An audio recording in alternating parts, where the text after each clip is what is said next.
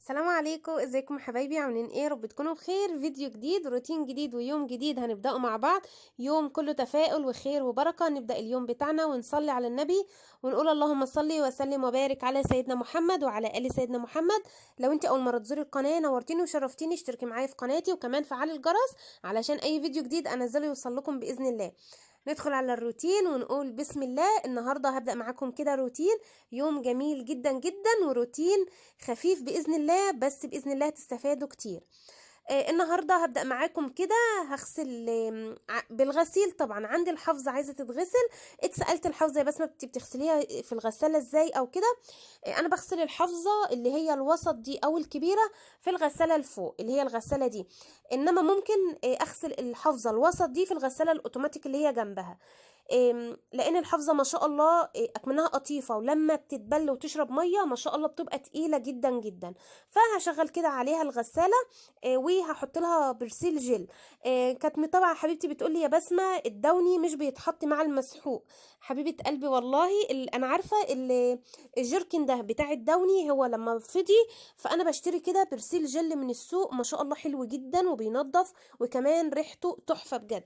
فبحط فيه البرسيل. تمام، فهو ده برسيل جل اللي انا حطيته، مش دوني خالص. وحطيت وهبدأ بقى اشغل الغسالة. كان في متابعة حبيبتي قالت لي تشغيل الغسالة ازاي وريفيو عن الغسالة. الغسالة بتاعتي دي يونيفرسال 10 كيلو ما شاء الله. هي بقالها عندي حوالي 5 أو 6 سنين، يعني ما شاء الله عندي بقالها كتير. فالنظام التشغيلي كالآتي: بدوس على زرار الباور اللي هو اللي فوق الأخضر ده، وبعد كده باجي على مدة الغسيل اللي هو أول زرار شمال، بختار أطول مدة اللي هي 12 دقيقة، وبختار تاني زرار جنبه على طول ده زرار الشطف، بختار مرتين 2 شطف. وبعد كده بختار العصر مرة واحدة عصر، لأن الجو بدأ إيه إن هو يكون دافي شوية. تمام. انما لو في الشتاء والجو البرد قوي بختار 3 مرات عصر. انت بتدوسي على الزرار وبتختاري المستوى اللي انت عايزاه.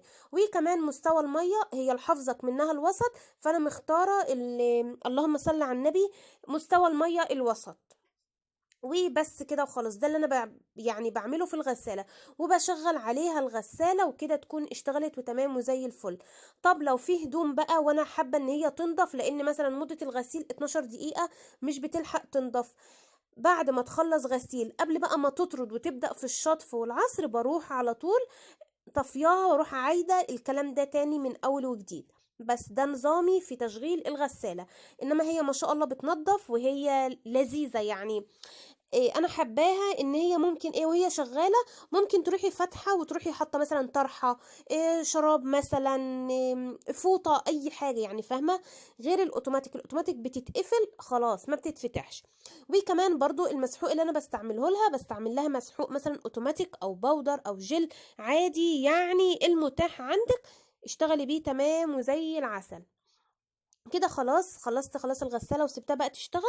هندخل بقى على المطبخ ونشوف ايه اللي ورانا. الشقة عندي طبعا نظيفة الحمد لله وشكر الله. انا كنت منضفاها ومروقاها معاكم. ففي بيجي علينا ايام كده بيكون الشغل فيه خفيف يعني.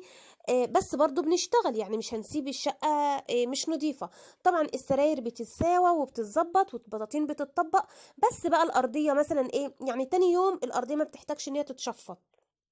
انا بكون لسه منفضه ولسه عامله الارضيه ما بتحتاجش ان هي تتشفط، فتاني يوم ده بيبقى الشغل فيه خفيف. فانا النهارده حابه برضو اتكلم معاكم كالمعتاد غسيل انما غسيل المواعين والمطبخ ده يوميا، يعني ايه هو زي العلاج كده 3 مرات في اليوم. بعد الاكل 3 مرات هو المواعين، ووقفنا في المطبخ هو كده بعد الاكل 3 مرات. فاللهم صل على النبي. هبدا بقى اغسل معاكم المواعين. النهارده حابه اتكلم معاكم عن عني انا. تمام. اللهم صل على النبي.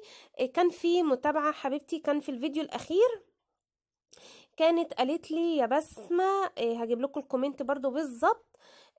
بتقولي يا بسمه انت بتعملي اوضه النوم بتاعتك امتى والحمام حتى انت مش بتتكلمي عليهم يعني، وبتقولي ان انت بتعمليهم.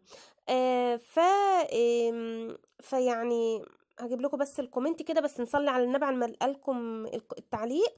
اللهم صل وسلم وبارك على سيدنا محمد وعلى آل سيدنا محمد. أم، اللهم صل على النبي. فالمهم يعني ايه، هي بتقول لي كده انتي مش ليه يا بسمه مش بتذكري غسيل الحمام او تنظيف اوضه النوم؟ مش لازم تجيبيهم، بس امتى بتعمليهم؟ ما هو انا اكيد بعملهم يعني انا مش معقول هسيب اوضه نومي مش متروقه، مش معقول هسيب الحمام مش مغسول ولا نظيف. يعني انا مثلا لما بصحى الصبح وانا واقفه كده بغسل سناني وواقفه بغسل وشي، على طول بروح غسل الحوض. تمام. انا مش بصور لا الحمام، لان الحمام عندي يعني انا الحمام صغير، هو مش صغير قوي، بس انا مش حابه ان انا اصور الحمام. دي نقطه. واوضه النوم برضو انا مش بجيبها. بس انا دايما لو انتوا تلاحظوا لو انت بقى ماشيه معايا في الفيديو بالظبط ومركزه في الكلام اللي انا بقوله، انا دايما بقول انا بعمل اوض النوم مع بعض. دايما حتى المتابعين اللي معايا اللي عارفين، انا دايما بقول كده انا بعمل اوض النوم مع بعض. يعني يوم ما كنت بروق اوضه ولادي كنت كمان بروق اوضتي، بس انا مش بطلع اوضتي. تمام. انا حابه يكون برضو في جزء من الخصوصيه. يعني انا مش بطلع على القناه، مش معنى بقى ان انا بقدم روتينات وبقدم فيديوهات روتين وشقتي وي والكلام ده كله. مش كل حاجه يعني مش كل حاجه بتظهر. اوضه النوم اوضه نوم، سرير والتسريحه وهكذا، زي الاوض التانية. انا مش حابه فكره اوض النوم. تمام. بالذات اوضه النوم بتاعتي دي، يعني انا بحس ان هي حاجه خاصه. انما اوضه نوم الاطفال عادي، ولادي عادي، الانتريه، السفره، كل الكلام ده عندنا عادي. انا بغسل دايما اللهم صل على النبي، بغسل دايما الحوض لما بكون الصبح، كل يوم الصبح وانا بغسل سناني ووشي وكده، على طول بروح عندي كده ليفه وسبونشه معينه حطها تحت الحوض في علبه كده ومنظم، وببدا بيها اغسل الحوض. والحمام انا بغسله مرتين ممكن 3 في الاسبوع، انما اللي هو التواليت نفسه يعني على طول حاطه بخاخ فوق قاعده الحمام، في كلوركس وداوني وبرسيل جل، كلور خام مش كلوركس، كلور خام وداوني وبرسيل جل، بخاخ. ودايما دايما القعده على طول على طول، والفرشه بتاعت القعده. فمش معقول يعني انا ما بحبش اصور ان انا وانا بجيب مثلا بنضف الحمام الكلام من ده. فانما السؤال عادي جدا، انا مش زعلانه منه والله، بس حبيت ارد عليكي فاللهم صل على النبي في ايه، في فيديو. تمام. وبرضو سؤال تاني اتسألته، يا بسمة انتي بتعملي امتى لحماتك او ما بتصوريش تحت عند حماتك ليه؟ انا مش بصور عند حماتي ومش بصور عند ماما، انا بصور شقتي، انا بصور حاجتي. بتعملي لحماتك امتى او مين بيقضي الحاجة لحماتك؟ انا حماتي وحماية ربنا يديهم الصحة عايشين، وحماتي وحماية، حماتي بتقولي انتي بنتي، اللهم لك الحمد ولك الشكر، حماتي بتقول لي انت بنتي. انا لما يعني انا ما كنتش حابه اتكلم في كده والله، بس انا لما باجي مثلا نازله رايحه السوق، حتى دايما اقول لكم وانت نازله رايحه السوق عدي على حماتك قولي لها يا نينا او يا ماما او زي ما انت ما بتقولي لها، اجيب لك ايه معايا وانا جايه من السوق. الحمد لله الحمد لله بعدي على حماتي اجيب لها اللي هي عايزاه، بشتري لها اللي هي عايزاه. اما بعمل حاجه بنزل لها، ومن اللي هي لما مثلا بنزل تحت وفي حاجه عايزه تتعمل انا بعمل لها اللي هي عايزاه. تمام. فمش هقعد اقول بقى انا بعمل لحماتي كذا او انا بعمل عند ماما كذا او بعمل مش عارف ايه كذا. لا، انا بحب قناه، دي قناتي دي، مملكتي، ده بيتي، اللي اصور اللي انا اعمله، اتكلم عن حاجه تخصني. حاجه تانية انا بعملها غير حاجتي ما بحبش اتكلم عليها بصراحه. تمام. فانا رديت عليكم النهارده كده. وكان برضو تعليق جالي، غيري اسم القناة اصل انا بتضايق منه. طب ليه يا حبيبتي بتتضايقي منه؟ الاسم مضايقني. طب انا القناه باسمي، يعني انا التعليق ده لسه جاي لي، يعني انا كنت بتفرج على فيديو واحده صاحبتي كان برضو سبحان الله كان جاي لها تعليق نفس الحكايه، غيري اسم القناه. طب يعني اسم القناه بيضايق في ايه؟ يعني انا اسم القناه عندي، انا من يوم ما عملت القناه كان لها اسم قبل كده بس غيرته، بس برضو اسم بسمه فيه، يعني هو اسم بسمه مضايق في حاجه؟ الله المستعان. انا مش عايزه حد يتضايق، انا بس برد عليكم الكومنتات اللي هي ايه، التعليقات اللي بتجيلي وما بقدرش ان انا ارد عليها كتابه يعني وكده. فكده انا رديت عليكم اهو. نرجع بقى للفيديو بتاعنا. اليوم دون كان روتين الخميس، انا كنت اللهم لك الحمد يعني والشكر يا رب، اللهم يا رب اعني على ذكرك وشكرك وحسن عبادتك، كنت صايمه الحمد لله والشكر لله. فكان روتين خفيف بقى، وروتين الحمد لله الشقه عندي نظيفه، الشقه متروقه، والجو كده كان هادي وجميل جدا جدا. ويومها كان الجو شمس وجو صيفي تحفه تحفه تحفه. فعندي هنا انا كان عندي الصوابع الكفتة الرز دي كانت في الفريزر، فكنت مطلعاها من على بيات كده، فكانت فكت. وكان عندي شوربة والقلقاس اللي انا كنت عاملاه معاكم ومفرزاه في القناة، اقسم بالله تحفة، حاجة كده وهمي بجد بجد. ولا اسمر، هتشوفوه معايا في الاخر، ما اسمرش ولا اي حاجة خالص. فانا هعمل النهاردة هو ده الغدا، وهيبقى برضو الفطار بتاعي يعني وكده. هعمل الصوابع. عندي الشوربه غليت، نزلت بيها الصوابع اللي هي كفته الرز دي، نزلت بيها. وبعدين اسيبها بقى تعيش مع نفسها تستوي. وكمان هنا عندي الخضره، كزبره، وخرطتها كده، ومعلقه سمنه، ونص توم كده، حاجه بسيطه. وحمصتها لحد ما اتحمصت، رحت على طول ضربها في الخلاط زي ما انتم شايفين كده.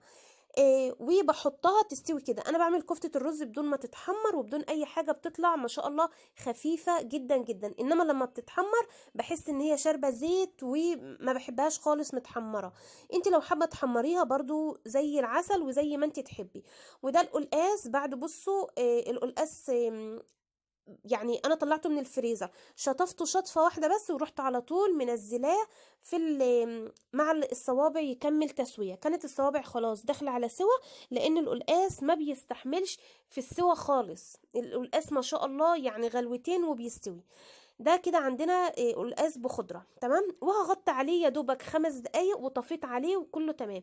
المواعين كنت غسلتها، اي حاجه كانت عايزه تتغسل غسلتها وتمام. والبوتاجاز برضو كنت قبل ما اولع على الغدا كنت غسلاه ومظبطاه.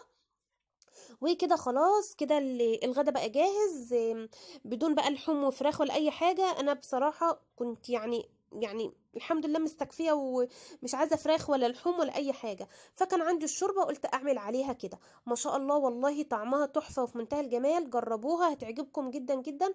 كفته الرز دي طبعا معروفه وكتير بيعملوها، فجربوها بالقلقاس والخضره كده. انا بحبها بصراحه، بتبقى طعمها خفيف قوي قوي يعني. انا بعشق الاكله دي. وعلى فكره اللي علمتني الاكله دي حماتي، ربنا يديها الصحه يا رب ويخليها لي، هي اللي علمتني القلقاس بالخضره. احنا كنا عند ماما ما نقول لها ايه القلقاس اللي انت هتعمله لنا ده. فلما اتجوزت وكده ودقته عند حماتي، بصوا حاجه كده وهم بجد والله. اللهم لك الحمد ولك الشكر. هو ده كان فطاري وكان غدانا اليوم دون، زي العسل وتحفة جدا جدا. انا بحب الاكلة دي قوي قوي قوي قوي يعني. اقعد اقول لكم بحبها من هنا للسنة الجاية. فده كده يا حبايبي الروتين النهارده، وده كان الفيديو بتاعي.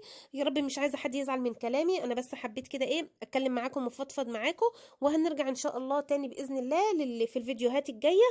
هنتكلم باذن الله برضو عن الدردشه ما بيني وما بين اخواتي ومتابعيني في القناه. زي ما احنا متعودين ان احنا على طول بندردش، واي واحده فينا احنا كلنا اخوات حابين نتكلم في حاجه او ندردش في حاجه، عيوني ليكم. ده كده كان الطبق اللي انا كنت هاكل منه في الفطار تمام. علشان كده انا دقتها كان خلاص المغرب اذن. فالحمد لله والشكر لله، بجد كان طعمه تحفة جدا جدا جدا. ده كده كان روتين النهارده يا بنات والفيديو بتاعي. يا رب كده الفيديو يكون خفيف ويكون عجبكم. ولو عجبكم الفيديو بقى ما تنسونيش بلايك للفيديو واشتراك في القناه لو انت اول مره تزوري القناه. وعايزاكم تجربوا الاكله دي، بجد خفيفه جدا جدا وطعمها في منتهى الجمال، يعني حاجه